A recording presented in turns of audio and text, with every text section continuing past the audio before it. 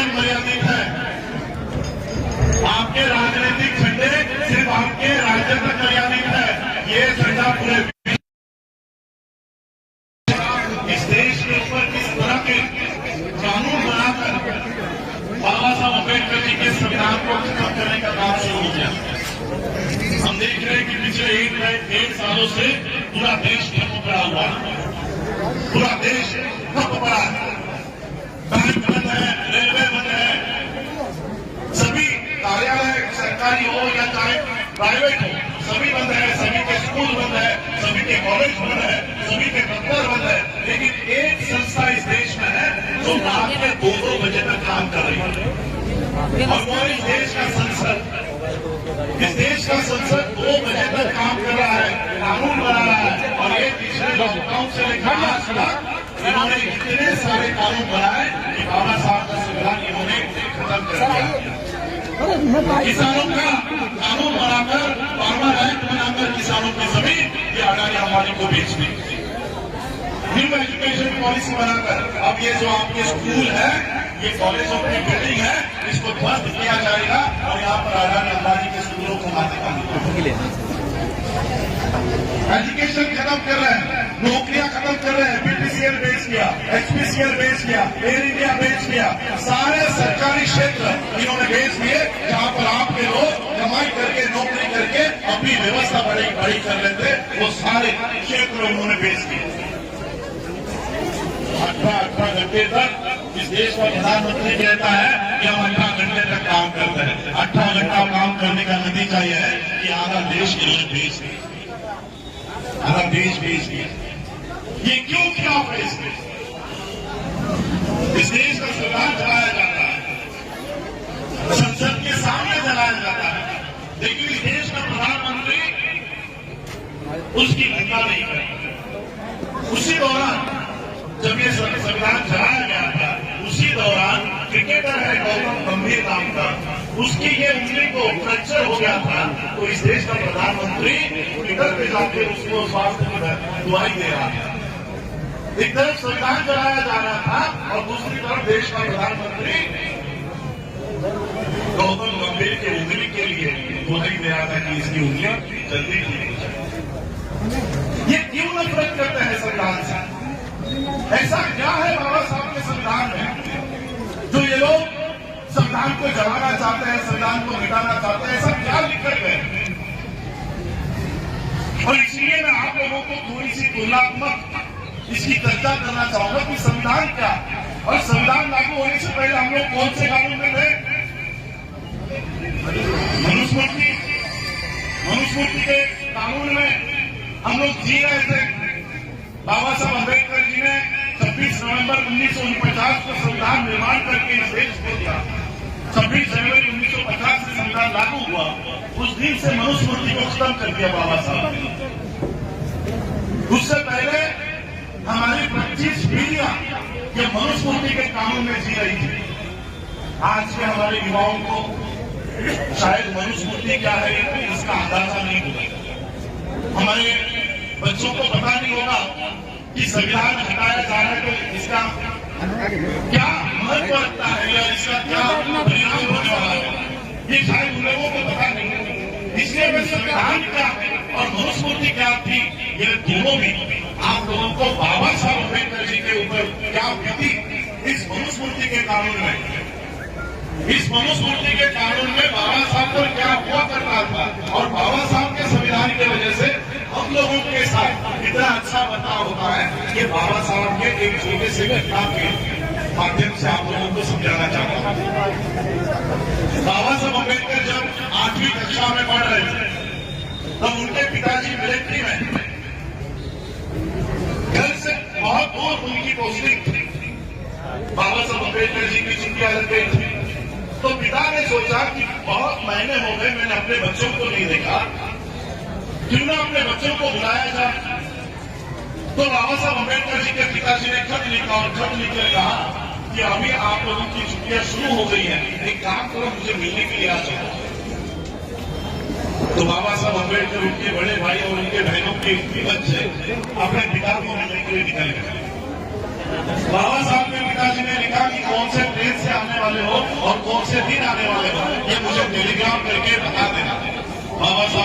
Telegram किया। अब ये टेलीग्राम बाबा साहब ने पिताजी को मिला ही नहीं। अब पिता को पता नहीं कि बच्चे किस दिन आने वाले हैं और बच्चे यहाँ से निकले। बच्चों ने ट्रेन पकड़ ली। जिस स्टेशन पर पिताजी ने कहा था कि उतरो वहां पर उतर गए। ट्रेन निकल गई, सभी लोग अपने अपने जगह निकल गए। वो बच्चे अभी भी राह देख रहे थे कि हमारे पिताजी आएंगे और हमें लेकर जाएंगे। उस स्टेशन मास्टर ने देखा सभी लोग चले गए, ये बच्चे करके लग रहे हैं। तो स्टेशन मास्टर बच्चों के पास आया और बच्चों को पूछा कि कहाँ जाना है। बाबा साहब ने कहा हमारे पिताजी यहाँ पर मिलिट्री के अफसर, उन्होंने हमें बुलाया, शायद हमारा टेलीग्राम उनको नहीं मिला। तो वो स्टेशन मास्टर ने वहीं पर बगल में एक बैलगाड़ी खड़ी थी, उस बैलगाड़ी वाले को बुलाया और कहा देखो ये अच्छे घर के बच्चे लग रहे हैं, इनको अपने पिता के पास छोड़ दो। इनके पिताजी मिलिट्री के बड़े अफसर हैं। तो उस बैलगाड़ी वाले ने बाबा साहब को, उनके भाई को और सभी बच्चों को बैलगाड़ी में बिठाया। बैलगाड़ी बाबा साहब के पिताजी के दिशा की ओर बढ़ने लग गई और फिर वो बैलगाड़ी वाला बाबा साहब से, बच्चों से बातें करने लग गया कि कहाँ से आए हो, तुम्हारा नाम क्या है, कौन से गांव से हो, तुम्हारी जाति कौन सी है। और जैसे ही उसको जाति का पता चला, उस बैलगाड़ी वाले ने बैलगाड़ी रोकी और सभी बच्चों को गालियां देकर नीचे उतारा कि तुम अछूतों के बच्चे मेरे गाड़ी में बैठ कैसे गए, तुम अछूत हो, अभी क्या भी मेरे गाड़ी से नीचे उतरो। सभी बच्चे नीचे उतर गए। बाबा साहब ने कहा ये ज्यादा पैसे ले लो लेकिन हमें छोड़ दो, हमें अपने पते पर छोड़ दो। ज्यादा पैसों के लालच के लिए वो बैलगाड़ी वाले ने कहा कि ठीक है, लेकिन तुम लोग मेरे गाड़ी में बैठ नहीं सकते, तुम लोग अछूत हो, इसलिए मेरे बैलगाड़ी के पीछे पीछे चलते चलते आओ। बाबा साहब सभी बच्चे उस बैलगाड़ी के पीछे चलते चलते बढ़ रहे हैं। बाबा साहब को कुछ किलोमीटर चलने के बाद प्यास लगती है। बाबा साहब ने कहा कि आपके पास जो पानी है वो पानी मुझे पिलाओ। उस बैलगाड़ी वाले ने कहा कि मैं अपना पानी तुम्हें नहीं पिला सकता, आगे कोई नदी आती है, तालाब आता है तो गाड़ी रोक दूंगा, वहां पर जाकर पानी पी लेना। बहुत देर को चुनने के बाद कोई नदी कोई तालाब नहीं आ रहा था, बच्चे प्यास से मरे जा रहे थे और उतने में उस बैलगाड़ी वाले को कोई पानी दिखा। उसने कहा कि वो देखो वहां पर कुछ पानी पड़ा हुआ है, जाकर पी लो। बाबा साहब सभी बच्चे वहां पर दौड़ते हुए गए और उन्होंने देखा ये तो कीचड़ है, ये कीचड़ है। बाबा साहब ने वो कीचड़ हटाया और खुद झुककर बाबा साहब अम्बेडकर जी ने वो पानी पिया। सभी बच्चों ने पानी पिया। गंदा पानी पीने पर बाबा साहब को मनुस्मृति के कानून ने मजबूर किया। बाबा साहब अम्बेडकर थोड़ी देर में अपने पिता के पास पहुंचे। अपने बाबा साहब अम्बेडकर जी के पिता ने देखा कि मेरे बच्चों की ये क्या हालत हो गई है, इनके कपड़े इतने मैले कैसे हो गए, मुंह पे मिट्टी कैसे लग गई है। बाबा साहब के पिताजी को अंदेशा हो गया था कि इनके साथ क्या हुआ होगा। बाबा साहब दौड़ते हुए अपने पिता के गले लग गए और रोते रोते बाबा साहब ने पिताजी से पूछा कि हमारे साथ ऐसे क्यों होता है, हमारे साथ ऐसा बर्ताव क्यों किया गया, हमें बैलगाड़ी में क्यों बैठने नहीं दिया गया, हमें पानी पीने का अधिकार क्यों नहीं है। बाबा साहब के पिताजी के पास कोई जवाब नहीं। बाबा साहब अम्बेडकर जी के पिताजी ने कहा कि इसी व्यवस्था को तुम्हें बदलना है, इसी व्यवस्था को तुम्हें बदलना है। मनुस्मृति के कानून में बाबा साहब अम्बेडकर जी को बैलगाड़ी में बैठने का अधिकार नहीं दिया गया। मनुस्मृति के कानून में बाबा साहब को पानी पीने का अधिकार नहीं दिया गया। उन्हीं बाबा साहब अम्बेडकर जी ने इस देश का संविधान निर्माण किया और बाबा साहब के संविधान में जिन बाबा साहब को कीचड़ का पानी पीने के लिए मजबूर किया गया था, उसी संविधान में हम बिस्लेरी का पानी पी रहे थे। ये बाबा साहब अम्बेडकर जी का संविधान है, बिस्लेरी का पानी पी रहे हैं। कल हमारे साथ एयरफोर्स के कमांडर थे, कार्यक्रमों में सभी कार्यक्रमों में शामिल थे। जिन बाबा साहब अम्बेडकर जी को बैलगाड़ी में बैठने नहीं दिया गया था, उन्हीं बाबा साहब अम्बेडकर जी के संविधान की वजह से आज हम लोग हवाई जहाज उड़ा रहे हैं। ये फर्क है, ये तुलना है। इसलिए इनको दिक्कत है कि जो लोग बैलगाड़ी में हम लोग इनको बैठने नहीं देते थे, अब हमारे सर पर बैठे हम पर राज कर रहे हैं। हम लोगों पे राज कर रहे हैं। और इसलिए सरकार का एक अभियान आप लोगों ने सुना होगा, स्वच्छता अभियान। सुना आप लोगों ने? क्या है स्वच्छता अभियान? कचरा हटाना, कचरा उठाना, यही है स्वच्छता अभियान। झाड़ू से कचरा साफ करने का अभियान नहीं है। स्वच्छता अभियान है कि रिजर्वेशन के माध्यम से जितने भी शेड्यूल कास्ट के लोग आईएएस बन गए, जितने भी शेड्यूल कास्ट के लोग क्लास 1 ऑफिसर बन गए, इंजीनियर बन गए, ऑफिसर बन गए, इन सभी लोगों को वहां से हटाओ। उन सभी लोगों को उन पदों से मुक्त करो, उन लोगों को साफ करो। सभी शासन दरबार में हमारे लोगों को हटाया जाए। ये है इनका स्वच्छता अभियान। हमारे बच्चे आज हम लोग एक कॉलेज में बैठे हुए हैं, बहुत सारे विद्यार्थी मुझे सुन रहे हैं। कई सारे विद्यार्थी कई सालों तक दिल्ली में जाते हैं और वहां पर पब्लिक सर्विस कमीशन की पढ़ाई करते हैं, यूपीएससी की पढ़ाई कर रहे हैं, 5-5 साल वहां पर पढ़ाई कर रहे हैं। लेकिन हमारे बच्चों को आईएएस बीसीएस में जॉब नहीं मिल रही। अब बिना पढ़ाई किए पिछले 2 साल पहले 11 ब्राह्मणों को आईएएस बना दिया। एंट्री चीफ सेक्रेटरी बना गया, कोई पढ़ाई नहीं, कोई एग्जाम नहीं, कोई ओरल इंटरव्यू नहीं, डायरेक्ट अपॉइंटमेंट है। हमारे बच्चे पढ़ाई करके आईएएस बनना चाह रहे थे, खत्म कर दिया उसको। सारी व्यवस्था, सारे अधिकार जो बाबा साहब ने हमें दिए थे, ये धीरे धीरे ये लोग खत्म कर रहे हैं। लॉकडाउन पूरा, ये कोरोना खत्म होते होते मुझे डर है कि कहीं ये इस देश के संविधान को ना खत्म कर दूं। उत्तर प्रदेश में मैं बोर्ड देख रहा था, धन्यवाद मोदी जी, आप लोगों ने भी देखे उनके सारे बोर्ड लगाए, वैक्सीन दिए।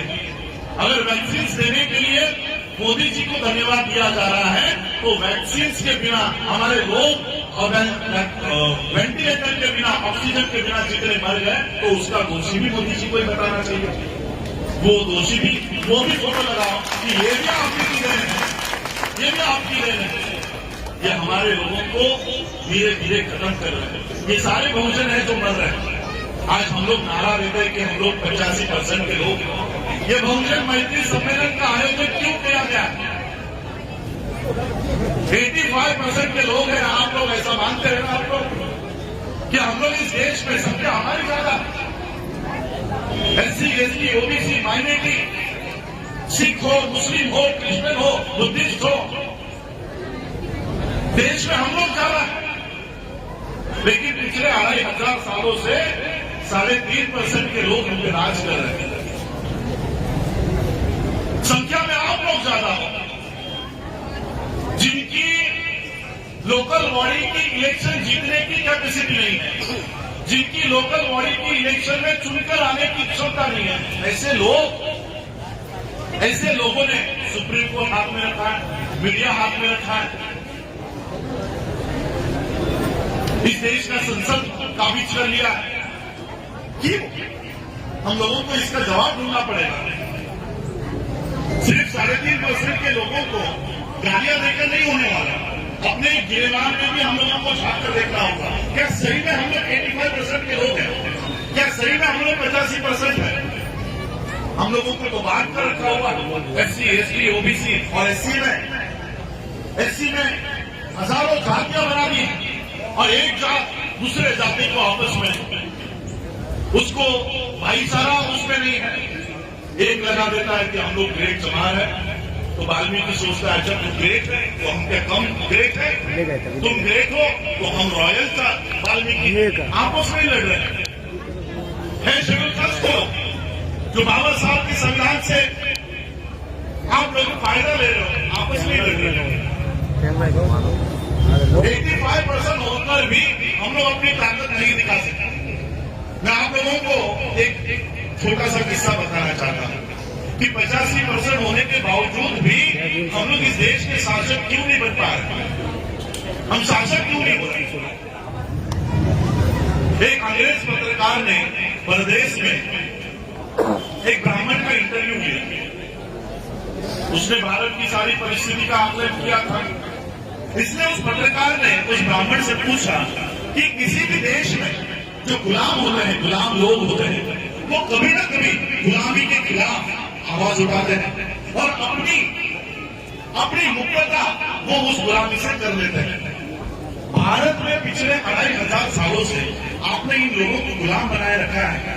क्या ये लोग, भारत के लोग, आपके खिलाफ आवाज नहीं उठाते, आपके खिलाफ आंदोलन नहीं करते, आपके खिलाफ क्रांति नहीं करते? तो उस ब्राह्मण पुजारी ने कहा, कौन? भारत के लोग? ये लोग हमारे खिलाफ आवाज उठाएंगे? ये लोग बच्चा तो खुद पैदा कर सकते हैं, लेकिन हमारे बताए बिना अपने बच्चे का नामकरण नहीं कर सकते। ये लोग हमारे खिलाफ आवाज उठाएंगे?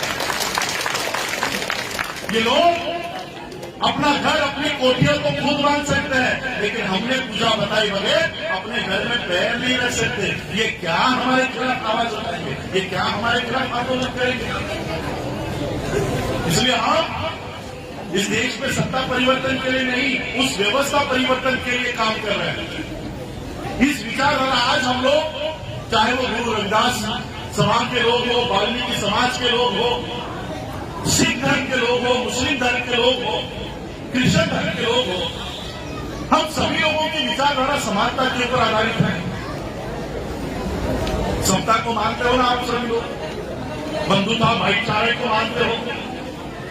गुरु रविदास जी ने वही बातें कही, तथागत बुद्ध ने वही बातें कही, गुरु नानक जी ने वही कहा है। अगर हमारी विचारधारा एक है तो हम अपने आंदोलनों को अलग अलग क्यों लड़ रहे हैं? अगर हमारी विचारधारा एक है, इस देश में दो ही विचारधाराओं का लड़ाई इस देश में चल रही है। एक विचारधारा जो तथागत बुद्ध से लेकर डॉक्टर बाबा साहब अम्बेडकर, मान्यवर काशीराम तक इस देश में चली आ रही है, और दूसरी विचारधारा, शंभू को जानते हो ना? दूसरी विचारधारा क्या है कि शूद्रों ने पढ़ाई अगर कर ली तो इनका धर्म भ्रष्ट हो जाता है। ये विचारधारा, ये दो विचारधारा इस देश में चल रही है। ये दो ही विचारधाराओं का इस देश में लड़ाई इस देश में चल रही है। आप लोग पहले विचारधारा के हो कि दूसरे विचारधारा के? किस विचारधारा को सपोर्ट करते हो कि शूद्रों ने पढ़ाई करने से आपका धर्म भ्रष्ट हो रहा है? आप समता के ऊपर, समानता के ऊपर, भाईचारा के ऊपर आप लोग विश्वास करते हो। तो अगर हमारी विचारधारा एक है, हमारा अगर दुश्मन एक है, तो हमारी लड़ाई अलग अलग है। और इसलिए पूरे देश भर में हम सभी लोगों को एक कर रहे हैं और बहुजनों को एक कर रहे हैं। कितने भी ऑर्गेनाइजेशंस हमारे हैं, चाहे वो गुरु रविदास सभा हो, संत कबीर मठ के लोग हो, वाल्मीकि समाज के लोग हो, हम सभी लोगों को अपने अपने ऑर्गेनाइजेशंस के साथ एक कर रहे हैं कि हम सभी लोग एक होकर बाबा साहब ने दिए हुए हक और अधिकार हमें बचाने हैं। उसके लिए हम सभी लोगों को एक करें, क्योंकि इसके बिना कितनी भी सत्ता परिवर्तन आप कर लो, वो सत्ता परिवर्तन का बेनिफिट आपको नहीं मिलेगा। 130 मेंबर ऑफ पार्लियामेंट है आपके,